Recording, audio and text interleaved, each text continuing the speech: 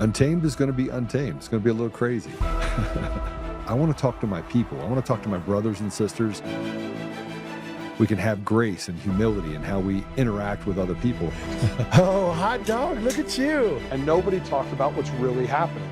And let's have conversations about what truth is.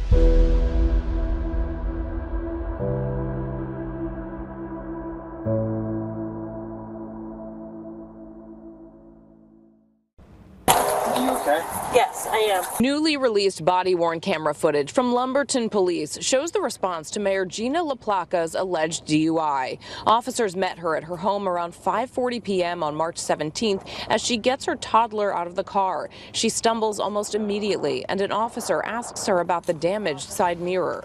What happened? She tells officers she had just picked up her child. Where you come from school? Police say a witness contacted them about an erratic driver. It's still just a lot of swerving, but then up here it gets to the point where like fully off. The witness recorded cell phone video, which he shows to officers. I didn't realize there was a kid in the car until like we were at the red light turning left on the 38. At the house, officers had LaPlaca perform field sobriety tests. What did you drink? She's then handcuffed and put into the back of a police vehicle. I know, that's okay. In her car, officers found a water bottle with alcohol in it, as well as a small liquor bottle. She was charged with DUI and related offenses. Since your blood alcohol level was so high, we have to take you to the hospital. Shortly after her arrest, LaPlaca's husband told Action News she's seeking treatment for addiction. At the Township Committee meeting last week, residents and committee member Terrence Benson called on LaPlaca to resign as mayor.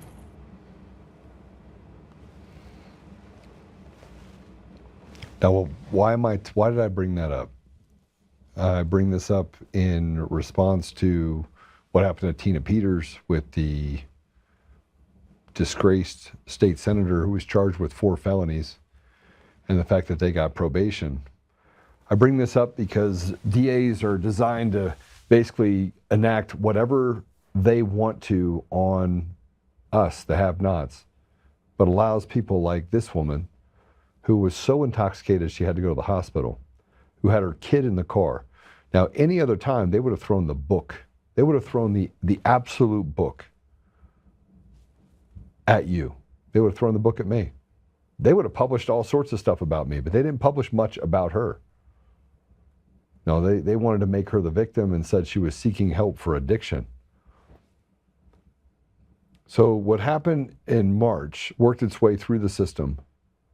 And what do you think the punishment was for Gina? Let's look at this real quick. So 4 times the limit. The New York mayor DUI with a 2-year-old ends up with what's called a PTI deal. So for those of you that don't know what that means, she was 4 times the legal limit. 4 times. In other words, she basically put her child in massive danger, massive harm. Let me sum this up for you. She got 3 years of supervised under New Jersey's pretrial intervention program for first-time offenders. So it's a diversionary program. So she does not get a criminal conviction, right? So if she does all that, it goes away. She has to attend Alcoholics Anonymous meetings, installation of an interlock system in her vehicle. So she gets to still drive. She still gets to drive. And she has to require with requirements from the New Jersey Division of Child Protection and Permanency and other PTI terms.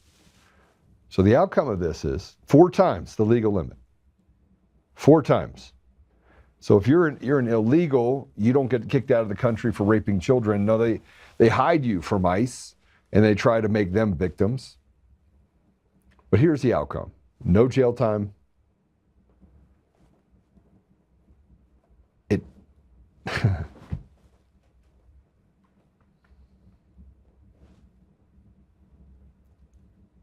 No jail time, no criminal conviction.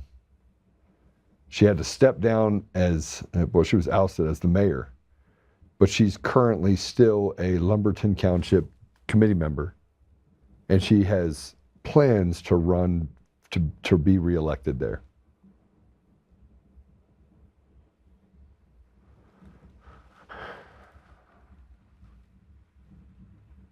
Now, initially, her pretrial was rejected,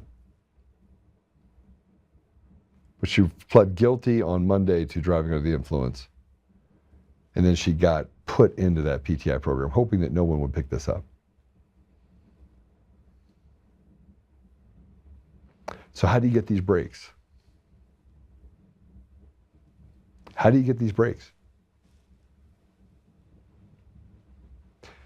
In Colorado, I want to, if I can, there's a Douglas County, Colorado, is a pick and choose environment. It's run by a Republican DA. The judges are all far left radicals. The attorneys are far left radicals, which means the DA is probably a far left radical. His name's George Brockler, 23rd District. I mean, so I get involved in cases in Douglas County, Arapahoe County, Denver County, because I get phone calls. And those phone calls where I get emails saying, hey, can you help my brother?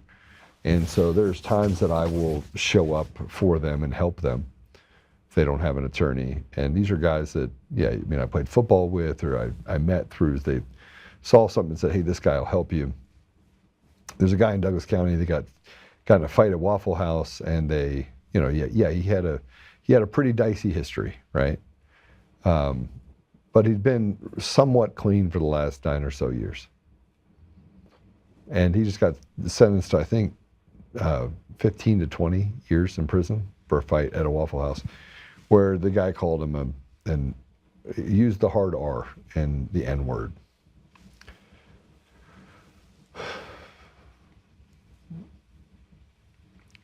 And, you know, I've been looking at this case and other cases, but I can see, and I look at other cases just to see what the outcome of those cases are, so that I can go back and say, okay, well, why'd you give this person 20 years, but you let this person out on probation?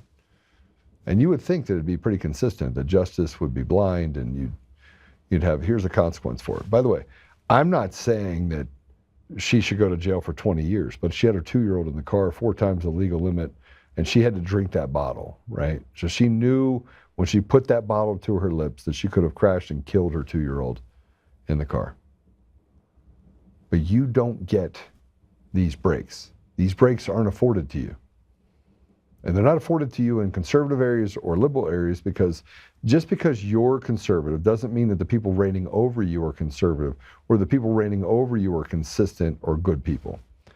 Case in point, 74-year-old man goes around a bend, hits the back tire of a kid that is 30 feet away from her son, playing with her dogs at one of the highest traffic intersections in Douglas County.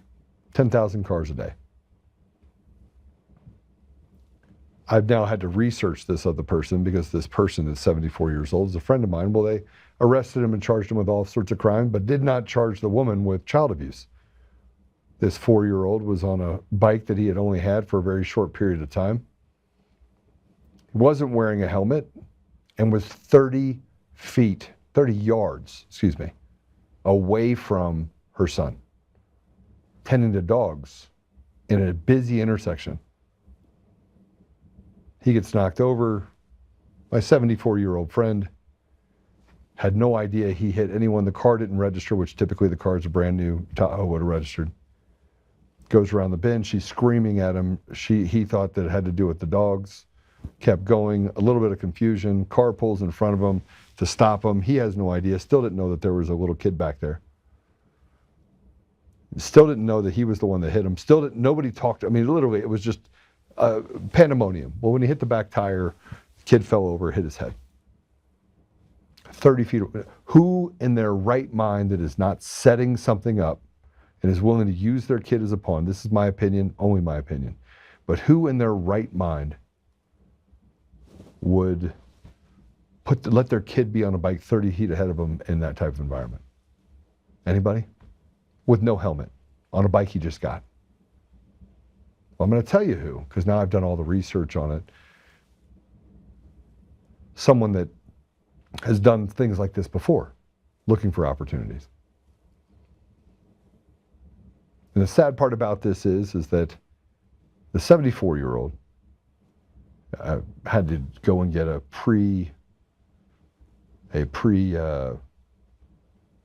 where they check the traffic survey of how everything happened. The mother lied. The mother lied to the cops. The cops lied to the 74-year-old. I had to go and look up and get video footage. I tried to get the access to the footage inside the car because the car records things inside of it. They created a story to destroy the 74-year-old man, by the way, that's never had so much as a parking ticket. You know, the woman has a very spotty history. But the woman goes and calls them and said, racism, racism, racism. So the DA that should be looking at all the information throws the book at this man. An accident. Busy intersection, hits the tire, she's distracting over on this side, the little boy's on this side, can't see him, he's literally not even up to the bumper of the car. Distracting with two dogs. I mean, everything that you could possibly do if you were doing the three-car Monty was happening in that intersection. And instead of looking at it as, hey, this is an accident, he gets out of the car, walks back, sees the little boy, is like, wow.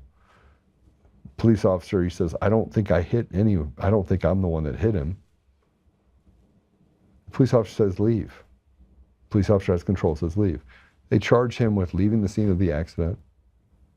They charge him with all sorts of crimes associated with it, saying he abused that child. Threw the book at him with felonies. So the lawyer goes in and meets with him, the lawyer that I know. Everyone knows this 74-year-old man. By the way, a 74-year-old man that has donated more than his fair share across the board to every organization. But they had a mark. They had a 74-year-old white man. So the lawyer walks in, really good lawyer, and meets with the DA. Now, keep in mind, I started doing research on this and with a guy that cut him off. So I'm in the middle of it because I get involved in this stuff. This DA doesn't particularly like me. So my name came up. Because, of course, they had to lie about me because I went on to a dad's group and I was like, listen, I need to know what the process is for getting access to the video on his truck. Because my 74-year-old friend called me. Because a lot of people call me when it comes to, hey, I need help. I've never gone through this before. And not that I have, but I've helped a lot of people. So the DA finds out that I know this person, and he brings up my name in the conversation. Politics play a very dirty role in all this. They offer that 74-year-old man 45 days in jail and a deferred judgment if he does 45 days for an accident. Haves and have-nots. Now, in the meantime, I'm doing lots of research on this particular case and the people in it. I'm doing what the police and the sheriff's office didn't do. And then I find out about things about this particular person that they would have to have known, right? Police would have to have known. Never charged her, and then she lied. She lied over and over and over again about what her son was going through. Went to women's groups, mom's groups, everything else. I sent someone to go to those groups. I have a vested interest in this case now. Why? Because it's a setup. Media gets involved. They create this frenzy. She lies on TV about the case. Calls it a hit and run, which it wasn't. And lies over and over and over again. She doesn't miss one meeting, says she wants him thrown in jail. And still, nobody questioned the fact of why this mom was 30 yards away from her son on a brand new bike with no helmet, 10,000 cars going by, having more care and concern for dogs than she does her own son. This, and by the way, I've looked at all these other cases in Douglas County, so I can tell you it has a lot to do with Joe Oltmann, nothing to do with the 74-year-old man. It has a lot to do with the attorney that walked in there, because of course this DA had to pick up this case personally because my name came up. That's how disgusting the system is. Now, I've stayed quiet about this particular case that's going on right now. I'm having meetings with certain people.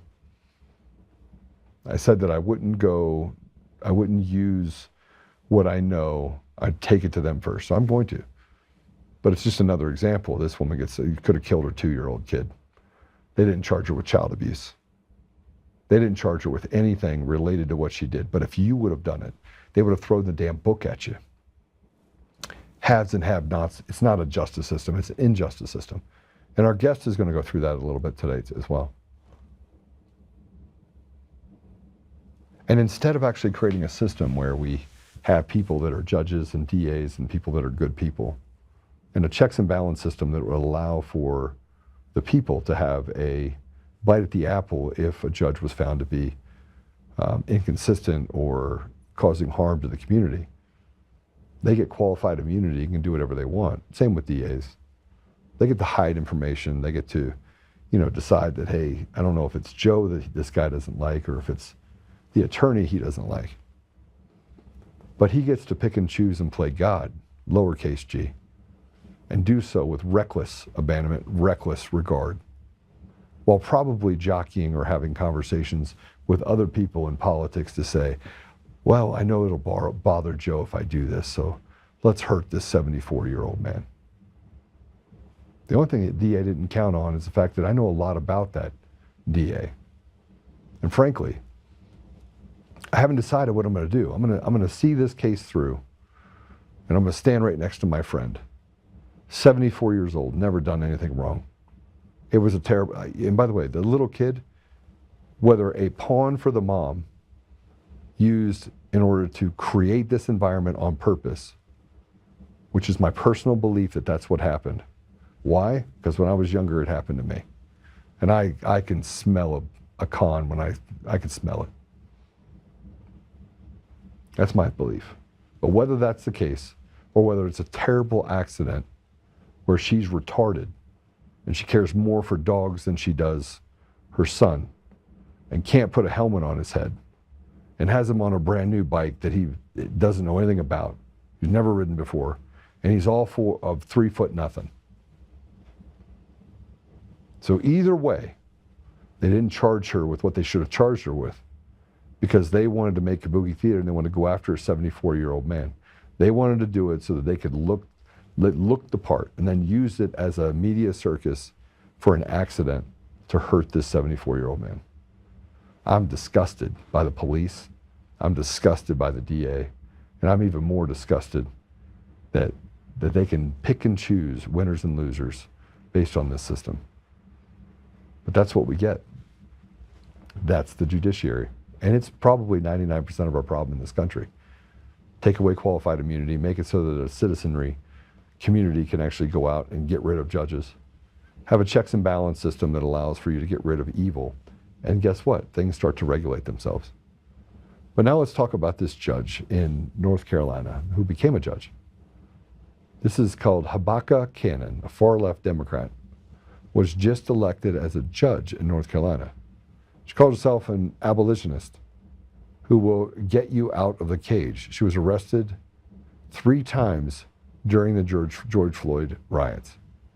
Now she's a judge. And let's go, let me just go through her arrest if I can.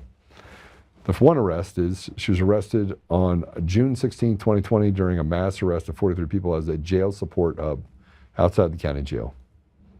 She was arrested again on September 12, 2020 for trespassing, and they encircled her outside her office. A third in September 21st, 2020 during another mass arrest at the same site where she was live streaming as a legal observer.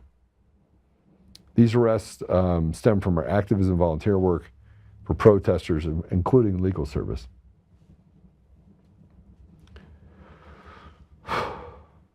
The Mecklenburg County District Attorney's Office dismissed all charges related to these arrests. Dismissed them. So again, I'm going to say it again. She's arrested 3 times. All 3 times dismissed. would that have happened to you? There was no Republican opponent in the general election, so she's set to become the judge. So where's the Republican Party in this area? And how should that make the people of North Carolina feel? Specifically given the fact that she's a racist. She's a racist bigot who literally wants to put criminals back on the street. And here's, we're going to have, our guest is going to go through ultimately how the system betrayed him. Scott Schara is going to be on. He's going to go over Grace's death, St. Elizabeth Hospital in Wisconsin.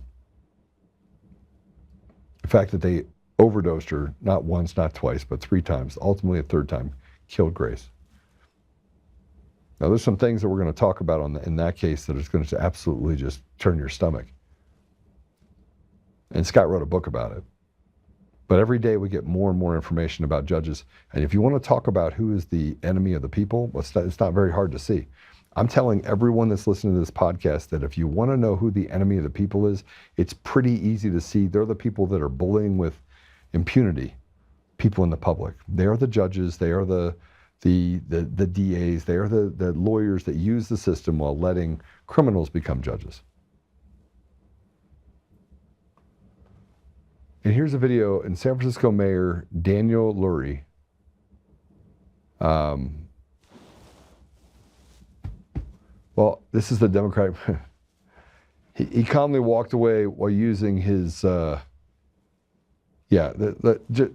look at this. Go ahead and play it.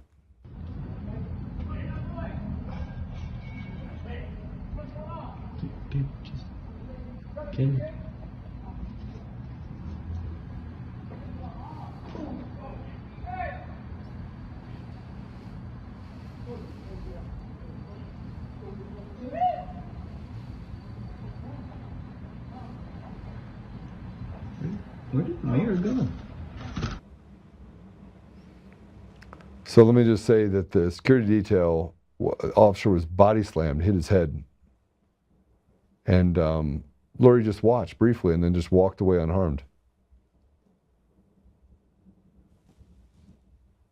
I just want to ask you guys what you think I would do. What do you think I'd do? What do you think I'd do, Damon? I think I'd knock that dude out. People are like, oh, you talk tough. All right, well, okay. Well, in the last 5 years, I've had multiple people that have attacked me, and all of those people had a really bad day. Really bad day. One, and you say, well, it's because you have a gun. No. I'm just talking about the times that people have been stupid, and I've taken out my pent-up aggression against those people. Our leaders have no backbone because they're not elected, they're selected. The system is designed to actually favor the weak. And one of the things that, as I run for governor, that I'm learning is that I've been fighting for 6 years. People are like, oh, Joe, you're too strong. Well, what do you want? Do you want someone that's going to represent you and actually fix the broken system and do so with authority? Or do you want someone that's not? Do you want somebody that's going to walk in there and smile and nod and say, it's complicated. It's kind of, it's everything moves slowly. Now with me, nothing moves slowly. It moves quickly. We move quickly, we get things done, we do what we have to protect our community, our state, and our people.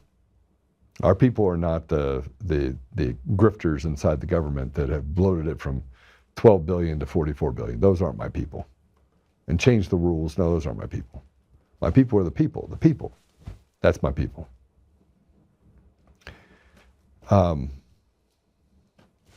So then let's talk about what people are able to get away with people that think you're a slave, that will allow criminals out on the street. Here's a Minnesota man who was caught vandalizing Teslas, and guess what? He had no charges filed. Play it. The Minnesota man who caught a big break, no charges filed after he was caught on camera vandalizing Tesla vehicles in the Twin Cities, also received a break from his employer, the Minnesota Department of Human Services. This development was first reported by the Star Tribune that Dylan Adams got to keep his state job and was just suspended for 1 day. Internal DHS documents show an external law firm investigated for the department finding that Dylan Adams keyed 6 Tesla vehicles in March 2025 because Adams cannot stand Tesla's CEO and founder Elon Musk. The DHS investigation found he did not damage the cars while he was on the clock for DHS. Adams was arrested by Minneapolis police, but Hennepin County Attorney Mary Moriarty decided to offer him a diversion program rather than face criminal charges. Adam paid for the damage, about $20,000. DHS suspended Adams for 1 day in January as punishment for violating the department's code of ethical conduct, writing that Adams' punishment was for seriously undermining public trust and demonstrating a lack of sound judgment. I'm Lou Ragoose. Follow for more news. 1 day, $20,000 in damage. Criminal mischief, easily a couple felonies. Rules are for thee, but not for me. You know, we see this every day. I'm having to deal with this special master in the Denver County Court, Gilman. This bitch, and you know what? I don't really care. She wants to release the information on the Antifa kid, the stuff that happened between the attorney-client privilege. Release it, even after the person was told it'd be covered under attorney-client privilege. Because she has no regard for the law. The law doesn't make any difference. No, we're going to fine you, we're going to take away from you, we're going to do whatever we want. We're going to act with impunity. I mean, I think the next step is to just file it in federal court to show that we just have a bunch. I mean, the case is absolutely absurd. And if it wasn't for the fact that I knew that Eric Coomer was going to go to jail, he's going to jail. If I didn't know that so clearly, I'd be more upset. But these same people, these judges and these special masters, these pieces of trash that violate the law, that have no regard for the law, these are the ones that let these people out. These are the ones that favor the evil inside the system. And you're like, oh, you have to have respect for it. Respect for what? How do you respect something that is so diabolical and disgusting and represents all that is reprehensible about anyone in our society? That's what these people are. They steal with impunity. They act like they're the law. And they do terrible things in order to hurt people. Oh, by the way, my attorney was forced to step down because I said, if you give that information up, then you're in violation. And they're like, well, then she needs to come off the case. I'm thinking to myself, you can't be on the case. You cannot be on the case if you're going to violate your attorney-client privilege. So they've created this entire system where they basically are, I mean, just, it's crazy. It's crazy. But it's not legal, but it doesn't matter if it's not legal. They can do whatever they want. So speaking of doing whatever they want, we have a guest coming in, Scott Schara. And by the way, I already know Coomer's attorneys are going to be watching this. David Beller, he's the attorney that is embroiled in one of the largest corruption cases in Colorado history that the DOJ, I guess, is picking up very seriously and could lead to a bunch of people being arrested. I pray that that's what happens. Maybe it shuts down the entire judiciary in Colorado. That would be amazing. That's Coomer's attorney. I know they watch this show. I get to every time I say something, they're like, "Oh, look what he said. Oh, he did this." Well, they sit back and lie with impunity.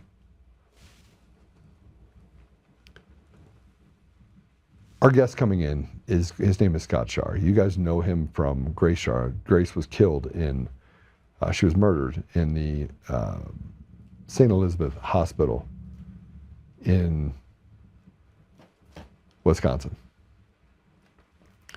And he took it to court, spent over $1 million in legal fees. And frankly, I don't know how as a father you can have them admit that they did such bad things to your child who had Down syndrome. Grace had Down syndrome. So she was not just a child, she was 19 years old and she was a at-risk young adult. And they killed her. They killed her. And I've been following this story for 4 years. But if we don't get to the problem, we want to hold police officers accountable. Police officers are not a problem. The judiciary is a problem. The judges are a problem. The special masters are a problem. The DAs are a problem. The corrupt and crooked lawyers that have created this fraternity, they're a problem. They're just evil. And are the good ones? I'm sure. But where are they? They're not talking. They're not talking. They're letting it exist. They're letting all this bad stuff happen. No whistleblowers, no other judges coming forward. No, just judges in Colorado, just judges that are raping children and, having videos of downloaded on their personal computers. Yeah, that's all they're doing. We're going to take a quick commercial break. Today was a difficult one because the thing that I keep thinking about most is counting the costs. Counting the costs. Scott's going to be having to count the costs associated with his daughter, losing his daughter. And it's terrible. It's terrible. He's such an amazing man. And she was a beautiful young lady. But counting the cost of the last 6 years, it's been a high cost. Super high cost. Cost me more than probably I was prepared to give until I was already there, and then I was like, yeah, I'll give it up. No problem. But yeah, so we're going to go to commercial break. When we come back, you'll be hanging out with me and Scott. So we'll see you. We'll see you in a few minutes.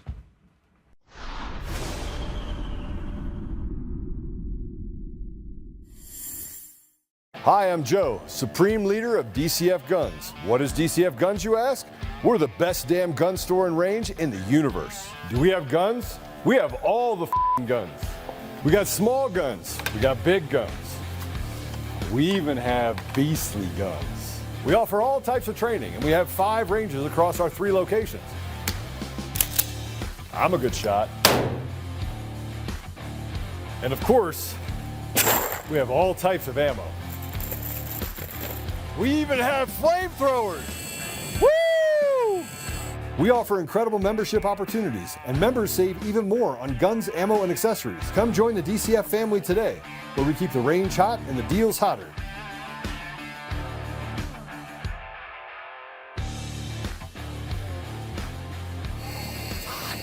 It's hot. In every thread, in every stitch, Honor-Bound USA weaves the fabric of the American spirit. It's not just apparel, it's a testament to God, family, and country. At Honor-Bound USA, we're a family of patriots who put our faith, family, and America first. When you visit our website, you'll find a line of products that embody our commitment to pray, stand, speak, and act. As the official site for the Untamed podcast, all of our products proclaim speaking the truth with courage. We also have the powerful documentary from Professor David Clements, Let My People Go. Identify yourself as one of the few who are willing to stand for what they believe in. Join the Honor-Bound USA family today. Wear it as a badge of honor, commitment to the values that shape us, and a pledge to the bright future we will build together. Because when you're honor-bound, you're not just wearing a brand, you're embodying a lifestyle.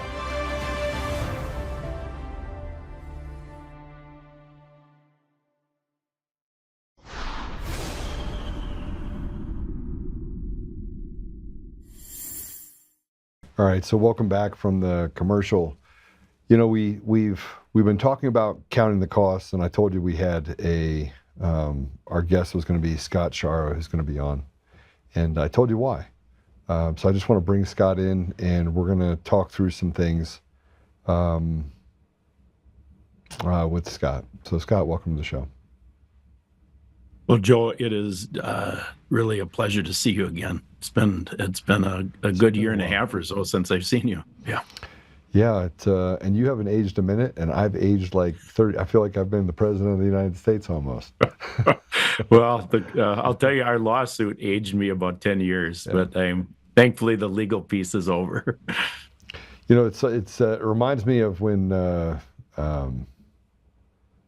story of Abraham, where he obviously lived a long time, but how he went from from a young man to an old man. Anyway, same type of thing. I feel like I've gained wisdom though, and I think you probably have as well.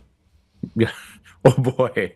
Yeah. I have learned more since Grace's death. I'll be 63 years old in April, and I have learned more in the 4 years and 4 months since Grace's death than I did the entire 58 years before. Do you feel as if a veil was lifted that allows you to never see anything the same? Like if you walk down the street, you see someone and you can never look at another person the same way. Yeah, that's really that's a fantastic way to frame it. And the most important thing when that veil is lifted, I mean, you hear people say you can't unsee it, and that happened to me. So I mean, I cannot unsee this anymore. I see things way differently. As you know, I have my own podcast now, Deprogramming with Grace's dad, because I see this as we've been programmed, we've been lied to, and so now that I see that, I can't unsee it. And here's the hardest thing about once you're woken up to that reality is not looking down on somebody else who's not there. And we have to keep in mind that they are not our enemy. The divide and conquer strategy is alive and well in this country, but our neighbors, our relatives, our friends are not our enemy. Satan is our enemy, and he has blinded most people, and you and I are in the minority, and it's a privilege to be in that minority.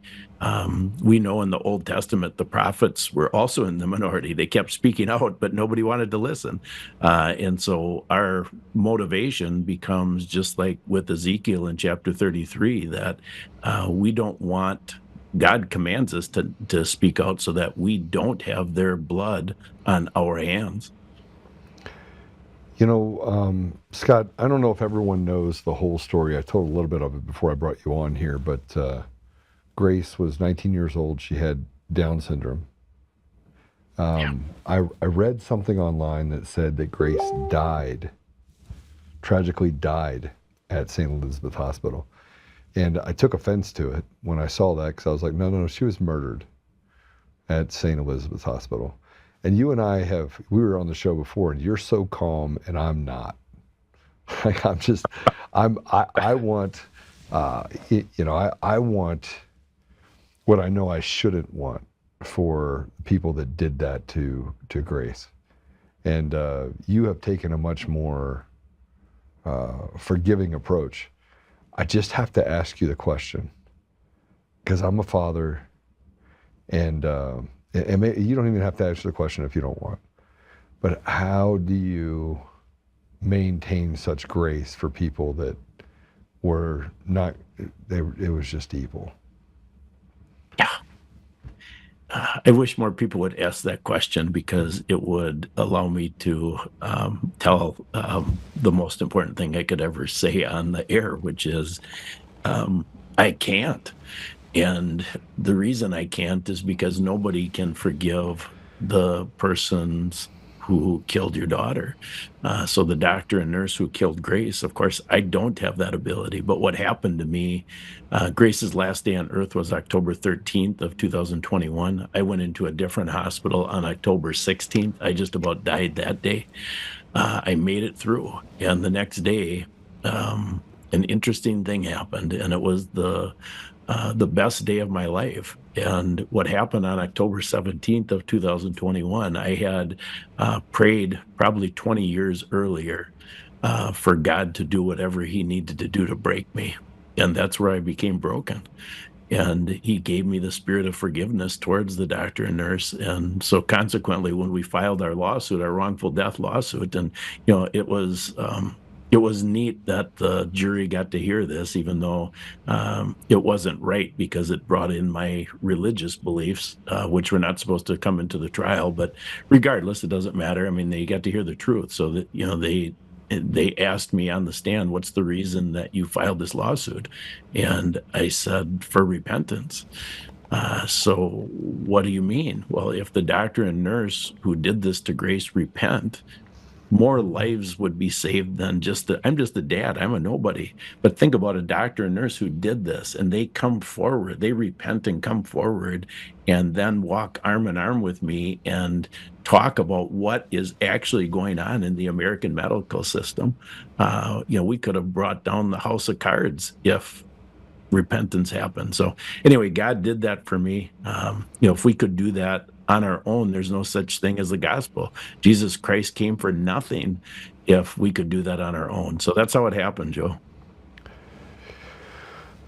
I played over in my mind. I had to, different situation, but coming forward and having to tell the truth about something that I really didn't want any part of, and then having to dig into that, talking about elections.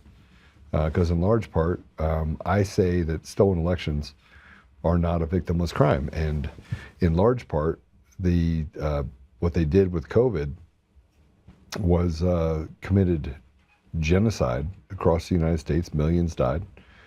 Grace became a number, and they were allowed through the chaos to do some really terrible things. But I had to play it over in my head what would happen if someone hurt someone in my family. And I pray to God that he would guide me, but I don't think that anything would stop me from. And I think that's the thing that I got most impressed upon me when we were on here last time, is I was like, I just don't, am I a bad person? Because I would literally hunt those people down. How do I believe in God. I literally served the Lord, have for a long time. I am a very, very strong guy. Like, I just believe that I'm a warrior, right? But I don't know. I play it over and over again. And I think there's lots of people that play it over and over again, Scott. I think there's lots of people that do. I'm not the only one. Well, God is not a God of judging our actions. He judges our heart.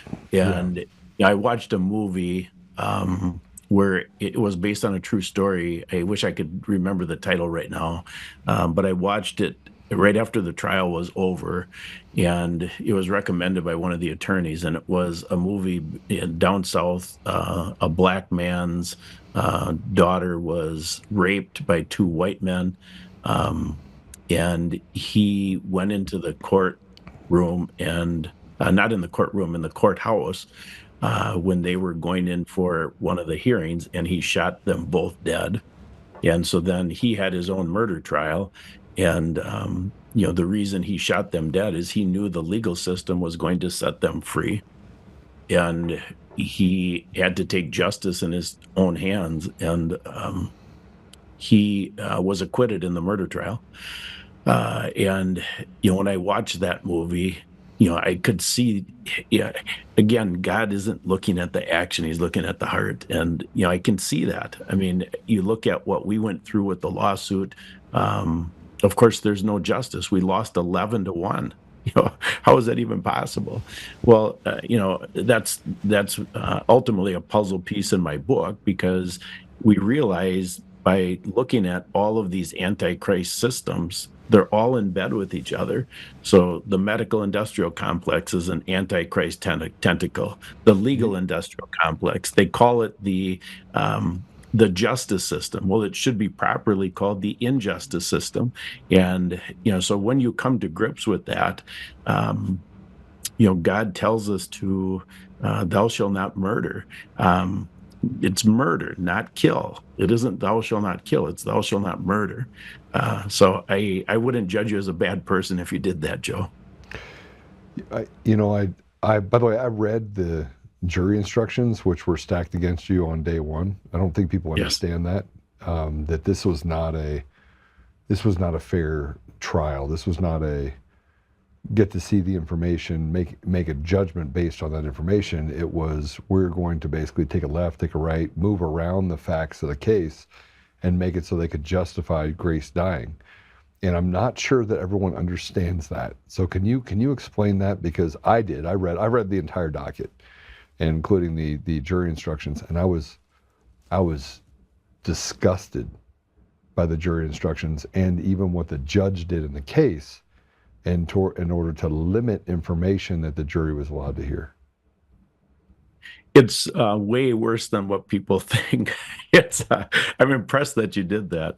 So the jury instructions up until the last day actually had me as one of the people to assess liability on. So it wasn't just the hospital, the doctor, but they had me as a party to the crime. I'm the plaintiff. So I was only removed at the last minute for the jury instructions. But yeah, the way they were written, they framed them such that they really never get to the root of the issue. And if you zoom out, it was substantially worse than what people think. And I don't know if you knew I filed a motion for a new trial on October 29th. That hearing was December 19th, and the motion for new trial was denied. And so what was the basis of the motion? Well, the basis of the motion is the judge, and this is one of the things people don't understand. They think, well, we should have Grace's law. We should have this legislation. We can't legislate morality. It's never going to happen. It's not going to happen through legislation. And assuming that you even get to the courtroom, which is a near impossible standard because of statute of limitations. There's a $750,000 cap on lawsuits in Wisconsin for medical malpractice. And just the cost, our out-of-pocket cost for the legal fees was $1.1 million. So I mean, you can't, it doesn't make any sense. No, this system is against us. But the biggest strike against us was way before the jury instructions, Joe, and it was the judge denied our motions in limine. And motions in limine are those things that limitations. And so the specific limitations in our motions in limine were to not allow my religious beliefs and the research. I've done 4,000 hours of research since Grace's death, to not allow that research to come in the courtroom, because it had nothing to do with what they did to Grace during the 7 days that the trial was about. And the judge unilaterally denied our motions in limine without hearing a syllable. So then the defense was able to jump on that. They were able to paint me as a religious conspiracy nut. And, it's all okay. I mean, in God's economy, you play the hand that's dealt. So I played the hand that was dealt. The trial was live streamed, and people got to hear for the first time ever the truth about COVID. I was able to explain the truth about COVID on the stand, and that was never refuted. So that was a benefit of the judge denying our motions in limine. But anyway, that was the essence of why I filed the motion for new trial, because that prevented us from having a fair trial in their Antichrist system. I mean, so if you think about, here's another concept, we say a jury of our peers. So if I had a jury of Joe Oltmanns, those are my peers, we would have won hands down. But I have a jury of 12 people, 80% of them are triple jabbed. They bow down to the white coat. So, I mean, how are you ever going to get a fair shake in a system like that? Well, I think you could have gotten a fair shake in the system had they not hamstrung it, right? I mean, the in limine was much worse, because it painted a picture that literally created chaos. Chaos always favors the op, never favors the people. And so they were able to basically play on the media. They were able to use this frenzy in the media, misinformation, disinformation, all that, as basically a whipping stick against you. And so you never really, and again, I watched much of the trial, but I read all of it. And reading it, I was flabbergasted. I was flabbergasted at how ridiculous the arguments on the defense were. It didn't talk to the reality. It almost walked over it, like walked over what they did. The things that they did in the hospital were criminal. They weren't just malpractice. They were criminal, right? And it's not difficult to see. Even in the trial, wasn't difficult to see. But they layered on this defamation against you that made it impossible to get to the bottom of it. Well, I have another screen. I'm just going to read what the jury decided on my other screen, because it will shock you to the core. Not you, because you already are familiar with it, but listeners that don't understand this will be shocked to the core. So I'm just going to read this. The defense, through their experts, said that by being in a hospital, you are giving implied consent. and that the drugs that euthanized Grace were normal in an ICU, so no informed consent is necessary. Doctors informing the family is not even necessary for the 2 prior overdose events. Grace was overdosed on October 7th and October 8th. They didn't tell us. We had no idea. The 3rd overdose on the 13th of October killed Grace. Finally, their experts said that if you don't give a pre-authorization for a ventilator, that's called DNI, do not intubate, and that's the same as DNR and do not resuscitate. And a doctor can unilaterally place a DNR on a patient without consent, without a witness, without a signature, and without a DNR bracelet. So that was the jury verdict. And you think, you got to be kidding me. And so the press that I saw after the jury verdict, they were concerned that this is a precedent. And I knew it wasn't a precedent because I've spent so many hours, thousands of hours researching this. What this is this rubber stamped what in fact has been going on for literally decades. This model that I just laid out, you think, well, that can't happen. Is that actually happening in America? Yeah, it's happening in America, and it's happening all the time. The defense brought in 5 experts, Joe. We had a fantastic expert, Dr. Gilbert Burdine. He knocked it out of the park. And, he's a common sense medical provider. And he said, all these things I just read, no, those are not the standard of care. But when you are in a courtroom, the standard of care is relative. And so the defense, we're up against Goliath. We're really up against the government system, Ascension Hospital system. They could not lose this case. They brought in 5 extremely high-paid experts, 2 from Johns Hopkins, the epicenter of the COVID fraud. And they laid out that in unison, these things I just read are in fact what we agree to when you cross the threshold of a hospital. It's hard to grasp, but that's the truth of the American medical system. Yeah, so what you said, though, about these drugs being properly used and that the overdose, I mean, all of these facts that they stated, I don't know how to say this without... When you play a game, Scott, when you play a game, and you know what the rules are of the game, it becomes easy to play the rules, right? Correct. Right. You can only move the rook a certain way. You can only move the pawns a certain way. I think the issue is that they keep changing the rules and moving the goalposts. And this qualified immunity the judges have is the same as the immunity that they put on the big pharma, they put on the medical science environment. And so you can't really get to the bottom of it. You can't, no matter how you would have argued this in front of the court, they would have argued it the opposite way in order to put themselves in a position where they would have still won. So given what I just said, and given the rotted nature of the judiciary, we know it's rotted to the core. These are henchmen, these are enforcers for a cartel family, a fraternity of sorts across the country that frankly don't stand for anything that has to do with the American ideals. Given all of that, if you were to go back in time, and I know you can't go back in time, so I'm just asking you, if you were to go back in time, and you were on September 30th of 2021, would you have gone in there and ripped Grace out of that hospital? Yeah, that's really a great question. So I've replayed this for the 3 months after Grace died. I woke up every single night at 3 a.m. and replay this over and over and over. So first, of course, I would have never taken Grace to the hospital, but that's not your question. Your question is, now you're in the hospital setting with Grace.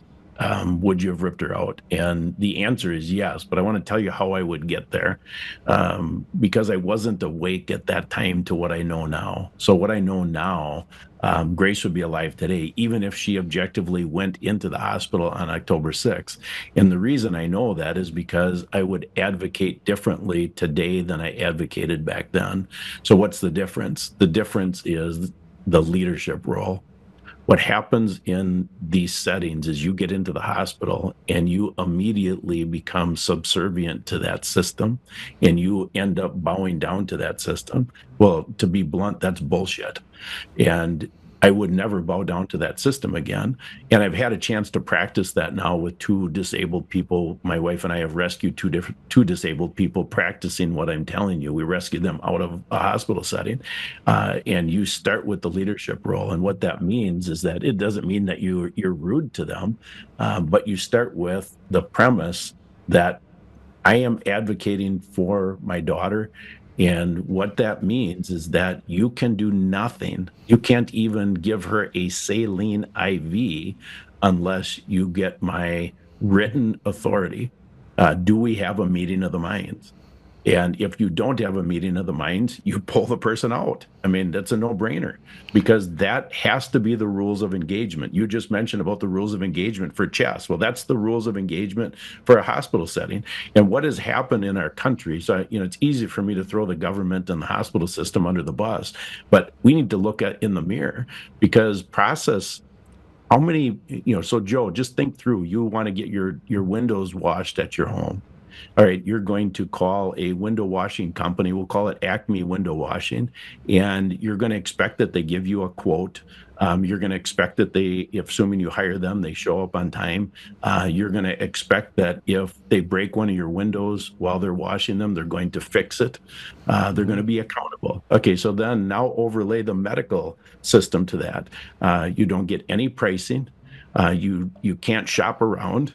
If they make a mistake, there's no accountability. I mean, how many people have had surgeries botched and then they have to redo the surgery and they get billed twice? I mean, this is insanity, but we've let it all happen because our fear of death. Our fear of death has us bowing down to these people who worship a catechist. It's insane, but that's where we're at. We've all tacitly approved the system that we're in, and that's why I believe the only way out of this is repentance, and then we can reclaim the ground that we've given up. The only way you actually so there's two sides to what you just said. One, I am grateful that you were actually saving others' lives through this, because of what happened to you, and what happened to Grace. My friend Josh was on his wife had, his mother had ALS. And so they were going on a cruise in end of November, early December. I think it was early December of 2021. Now, I got a phone call that said, or 2022, excuse me. So I got a phone call that said, Joe, I have COVID. I'm on the cruise ship. I've had to hide out because I didn't want him to kick me off the cruise ship because I have COVID in these foreign places. So he got really, really sick. And when they got back to the port in Miami, Miami-Dade's probably the worst for COVID. It was worse all the way through 2023. They were using the same protocols they were using before, even though they knew that they had prophylactics. So Josh called me and said, I'm in trouble. And I'm in the hospital and they won't let me out. And I was like, bullshit. I was like, yeah, they're gonna let you out. They're gonna let you out. I'm gonna fly down there. You're gonna let you out. You tell them to just walk out. And I'm on the phone with him. And what you said is so true. He was in such bad shape that they were ready to hook him up to some remdesivir. They were ready to kill him. Yep. Right? And he's like, Joe, they won't let me out. So I got on a plane. I found out this was at 9 in the morning. By 4 o'clock in the afternoon, I was down there, right?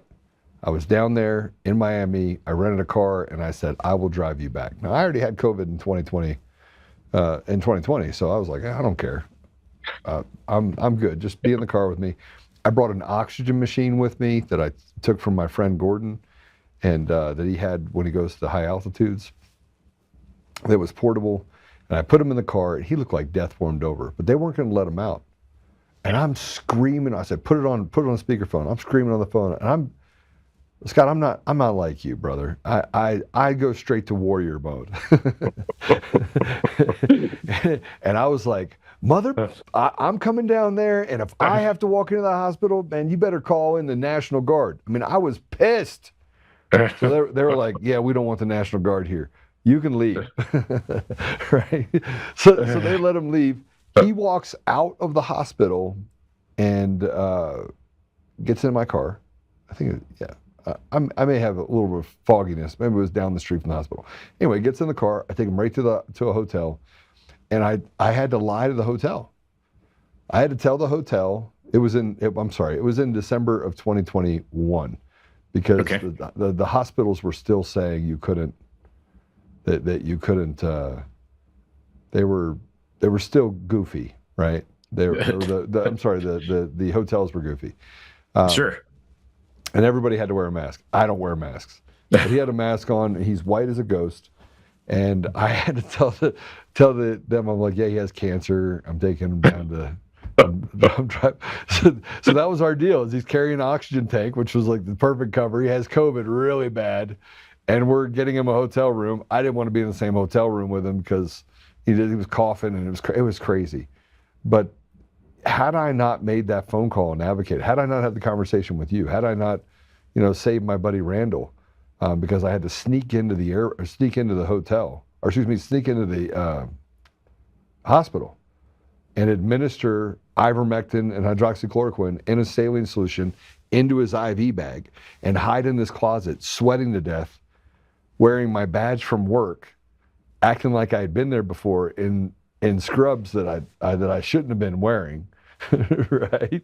I mean, and I did it 4 days in a row. I was bound to actually get caught. 5th day, his wife did it. But had I not had the conversation with you, I never would have gone through this experience where I was like, I'm done. We're going to do it my way. You're bringing up quite an interesting, what happens when I'm on an interview like this. You and I just have this relationship. It's neat because what pops into my head is Dietrich Bonhoeffer. Yeah. And the reason Dietrich Bonhoeffer pops into my head is because what your audience just heard is that you lied to the hotel to get your friend in. So you think, oh my gosh, Joe Oltmann lied. All right. So what is Dietrich Bonhoeffer really opened up my mind to this idea? Of course, we know John 8:44 says Satan is the father of lies. But yet, if you really study the scripture, you see that it's misinterpreted to say that all lying is from Satan. Well, that's not true. What you did, so Dietrich Bonhoeffer really connected the dots, and he said that Satan does not deserve the truth. And so you were in a situation, you were in a wartime situation, and you did exactly what you needed to do. I'm really impressed with that.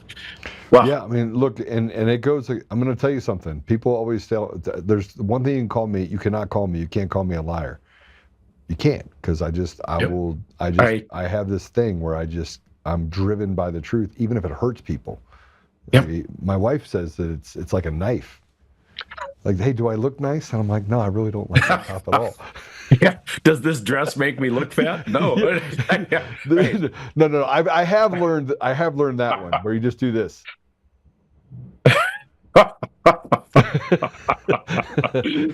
It's I have even I mean, it's just spill the beans since we're on. So what's hard is that you can easily say no, it's not the dress.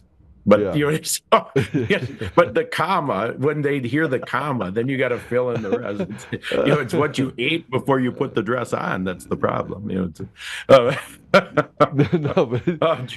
Joe, I am hoping my wife doesn't listen to this. Oh boy, she might. But yeah, so my wife is always telling me, she's like, listen, you didn't have to answer that question. And I was like, you never ask a question you don't want the answer to, right? So now my wife just stopped asking those questions. She asks different questions. Good stuff. Yeah. So I gotta dig into something else, because you have a book that is out, and it's called Here's a picture. Is the government legally killing us? Yeah. Yeah. I have not read it yet. So that's going to be the next thing that I read. I like to read, but I know that this book is going to affect me differently than other books that I read, and I have a tendency to get really. My friend asked me a question. He said, "Joe, why do you care? Like, why do you care about other people? Why?" Why do you fight? And so Scott, I don't know. I can honestly tell you I don't know. I don't know what drives me. So I know that reading this book is going to affect me in a really, really crazy way, which is why I haven't read it yet. Well, somebody like you, I think, is going to have quite an interesting reaction to it. And I would love to talk over the phone after you read it, because what I believe it will do for you is it will have everything that you have been thinking, and a few things you may have wondered about. It's all in one place. I wrote it as a research book, but I also introduced Grace. I weaved in many things about Grace. I weaved in the trial, and then I document her last day on earth blow by blow with the hospital records. So I think you will laugh, you'll cry, you'll get pissed, yet you'll say at the end, oh my gosh, this is all in one place. And I wrote it, once I decided to write a book, it was interesting because you have to have a perspective. And the perspective I took was that the people who are awake will read this and pass it along to their friends who are not awake. And that's so my perspective is, let's get out of the echo chamber. I think it's written from the perspective, it's gentle enough, yet it's blunt enough that the people outside of the ones that we would hang around with naturally because they're awake, they'll read it and say, oh my gosh, what you've been trying to tell me is true. That's what I'm hoping for. So one of the things that, so I did go through and go through like a summary of it, because I wanted to be prepared to have this conversation with you. And I had already read all the court stuff. And frankly, I've watched your journey. So I know a lot. I would tell everyone, I know a lot about the journey that you've been on. You talk about the Americans becoming accomplices by trusting the system. And the chasing safety, security over true freedoms. In other words, saying, okay, I'm going to listen to these people, even though the betrayal is obvious. So how can people break free? How can people break free from this? I talked about it yesterday, which is it's kind of providence that we're talking about this. I talked about being slaves yesterday. How can they reclaim their own rights as people inside of a system that is designed to give them no choices? Yeah, so the simple answer, but I'm going to give you some more practical. The simple answer is you have to acknowledge you've been fooled. Mm-hmm. You've got to acknowledge you've been lied to. Once you acknowledge that, you can repent for your participation in it, and then you're free. So now you can start reclaiming the ground. But from a practical, so when I saw how, first you realize, okay, I've been lied to. Okay, how did they pull it off? And this is the secret I show in the book. They pulled this off through dialectics. And let me explain what I'm talking about. All the way back in Genesis 3, Satan used the idea that you can eat from this tree of the tree of good versus evil, versus God offered the tree of life. Well, what the tree that Satan was offering Eve was not the tree of good and evil. He was offering her the tree of good or evil and less evil. Satan can't offer good. So Satan offered the tree of evil versus less evil. God was offering the tree of life. Only God is good. All right, so then that was fundamental for me to start waking up, because the whole system of dialectics is to give us two choices, always two choices. And the choices are designed as evil versus less evil, versus God's way is outside of those choices, always. So just simply take CNN evil, Fox less evil. God's way is the truth. We need to do some digging. We can't just blindly listen to somebody on either network and think that's the truth. God's way is search for the truth outside of the programming of CNN versus Fox. Democrat evil, Republican less evil. What's God's way outside of that? Abortion on demand, a woman's right to choose. Abortion first trimester. Both sides are murderers. It's just a matter of degree. God's way, no abortion. So that two choice, I grew up after I graduated from college. I had some sales training, And the two-choice close is one of the things that they taught us in sales school. Always give the prospect two choices, and you win in both choices. Well, Satan has cleverly designed our system that we always have two choices, and evil wins both times. And once I saw that, you talked earlier about the veil being lifted. That has become my where I have invested an obscene amount of time studying that evil versus less evil, and I've written about it multiple times. I actually started a second book already because it's so important, this whole dialectic method. And this first book is, if you zoom out, I have become a student of Revelation 13, and in Revelation 13, God reveals Satan's dualistic nature, how he runs the world with an antichrist system and a false prophet system, and they play against each other. And it's real interesting when you see it. So this first book is really about the antichrist system. Is the government legally killing us? And the second book, assuming God allows me to finish it, is the church spiritually killing us? So that's the false prophet side of Revelation 13. So I know that's a little deep, but it's really important that people understand this dialectic method. When you see that, you can see, oh my gosh, yeah, this is how they pull it off. Well, what's interesting about what you're saying is that you're also addressing the fact that they have captured language, right? They've captured the very essence between choices. And I always like to tell people, you have to learn the power of the word no. Yes. You know what I mean? You need to do this. No, I'm not doing that. Well, we're going to punish you. Well, no, you're not. No, I'm not doing that. Right? That's right on. And you can do so in such a way where I'm not saying when you get arrested and the cop says we're going to arrest you, that you're like, no, you're not arresting me, and you run around, and that's not what I'm saying. What I'm saying is that sometimes in order to break the system, you have to be willing to break it, right? So if you want to break evil, force takes the only thing that can actually break evil is force. So there's sacrifices when you're breaking evil, because there's other evil. And evil has more than one lever. So you have to make sure you build density. You got to make sure you build things around you that allow for you to have a reprieve if necessary. But evil is evil for a reason. And so I look at this and go, we've got to find a way, because if what you're saying is that the church is killing us because you're in a spiritual anemacy that you can't break free from. And over here you have a physical world that is killing you because the evil is so palatable. You can see it, smell it, taste it. So that means that we're stuck in the middle. That's right. Right?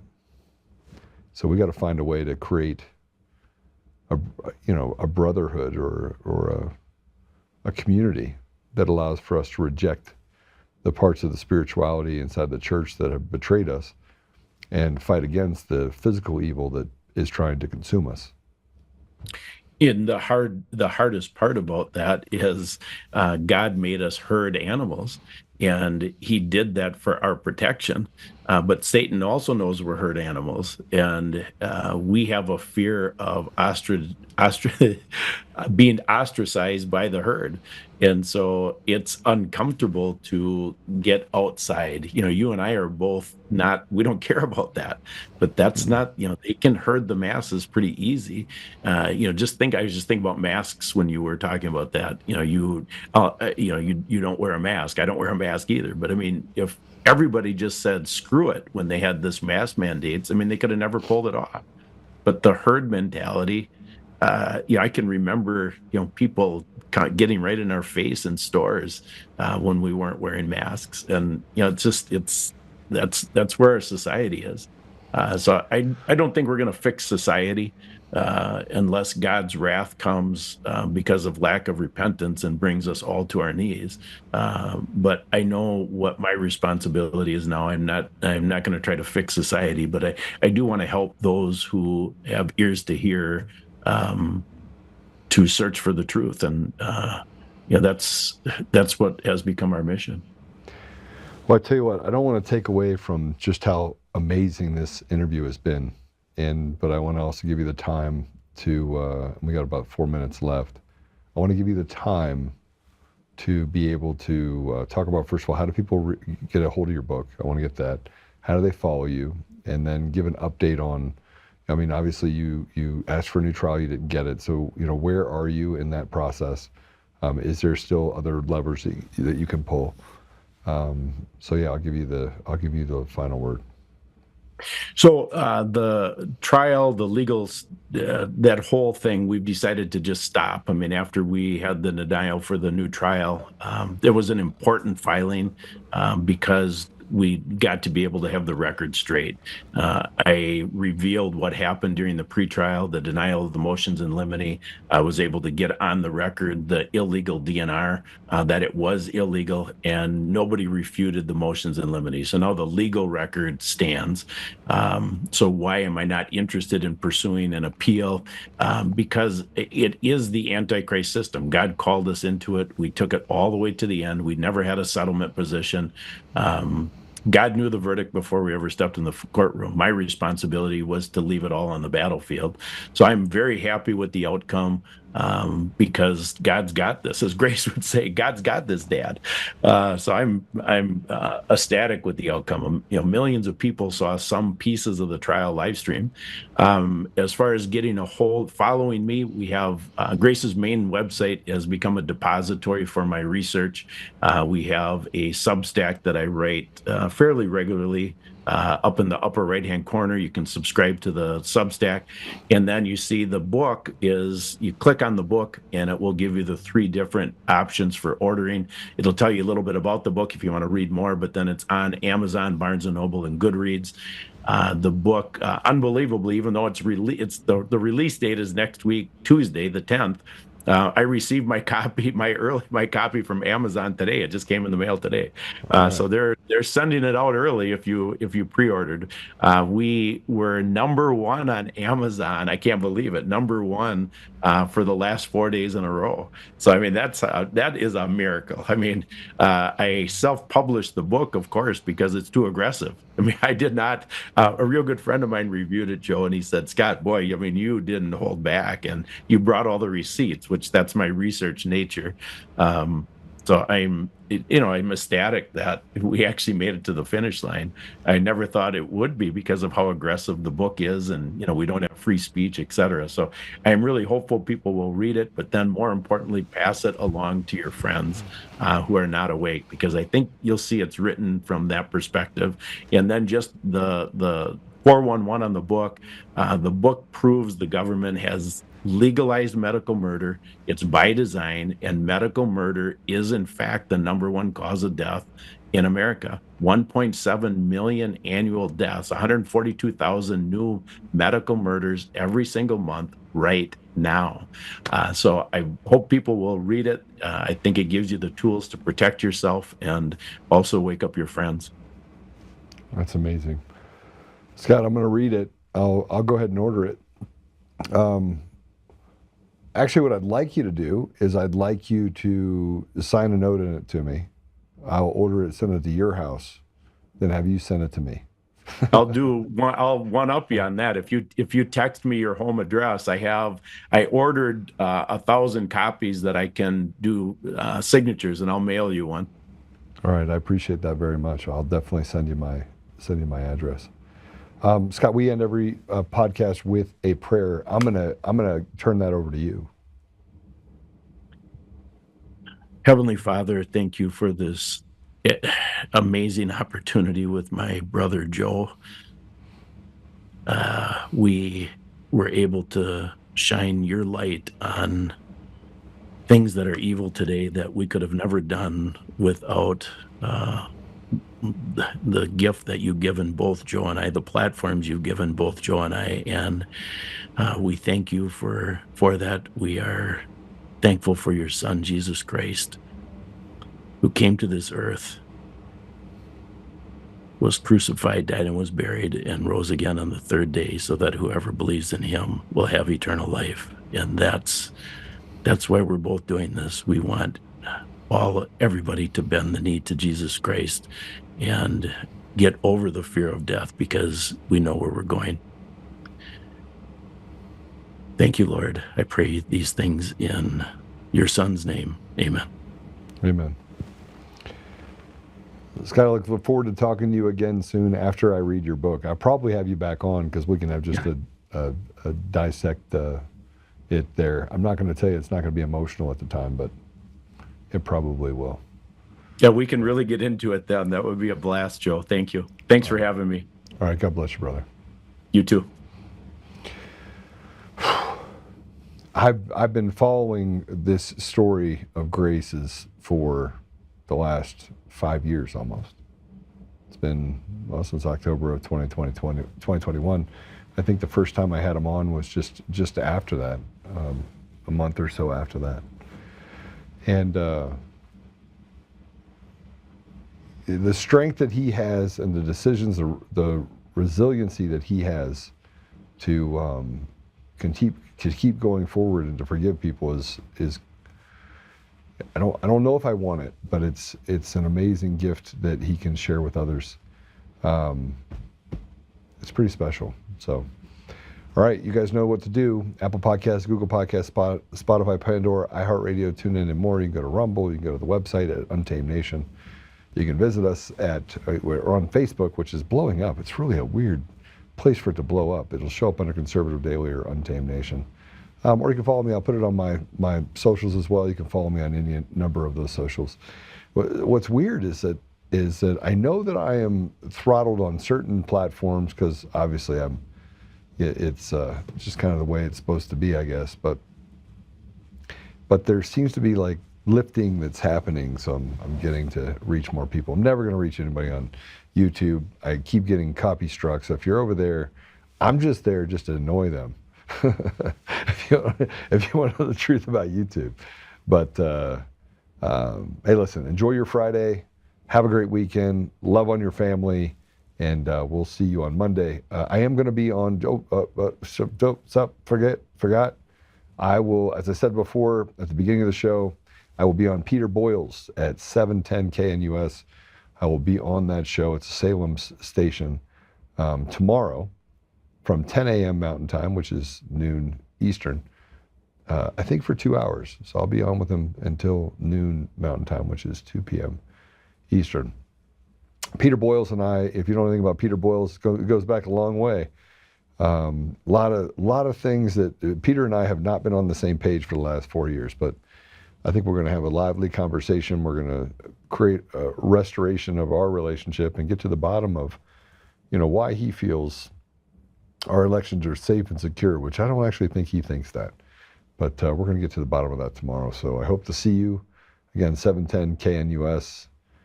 This is going to be a banger. This will be a bigger show for Peter, I think, than he's had in 25 years. So I look forward to seeing you then. Take care.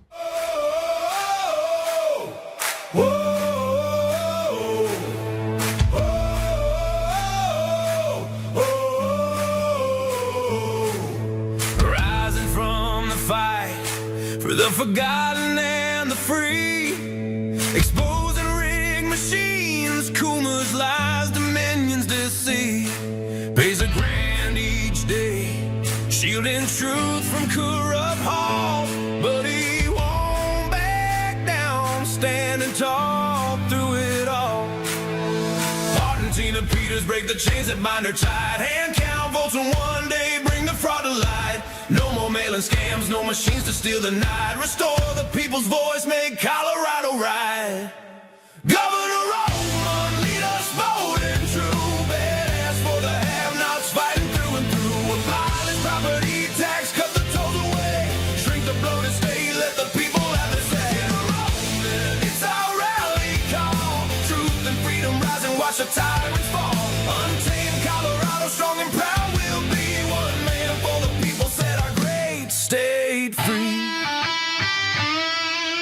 Help the single moms, bring back trade school strong, opportunity for youth, where the brave belong. Audit every NGO, ban the wolves that roam, reclaim our stolen land, bring the power home. Eric Kuma's fraud, Dominion's rigged design, expose the stolen votes, cross the a dangerous line. No more victimhood, no chains on you and me. He's running for governor for real liberty. Smash the fraud machine, pardon heroes jailed for the have-nots. Rising truth will never fail. One warrior defies the corrupt elite. Colorado reborn, strong on our feet. Governor Oltmann, lead us bold and true. Badass for the have-nots, fighting through and through. Abolish property tax, cut the tolls away. Shrink the blow to stay, let the people have the say. Governor Oltmann, it's our rally call. Truth and freedom rising, watch the tyrants fall. Untamed Colorado, strong and proud. We'll be one man for the people, set our great state free.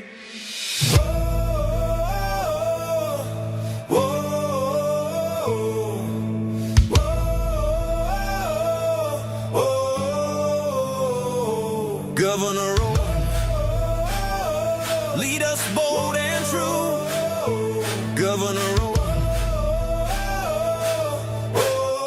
freedom forever, Colorado rise.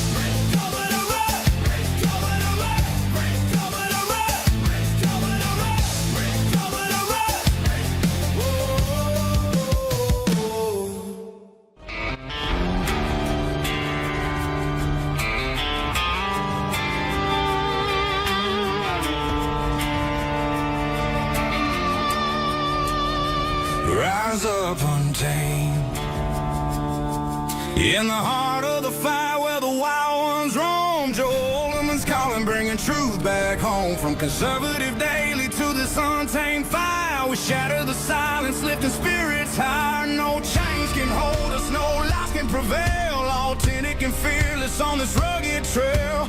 Patriots gather under stars and stripes. Untamed nation, igniting the night. Untamed nation, let the truth roll out in this land of the free. Standing proud from sea to shining sea, we won't back down. Catch the fire, wear the crown. Untamed nation, it's our battle song, motivating hearts where the brave belong. Yeah, untamed and wild, forever strong. Play it again all night long.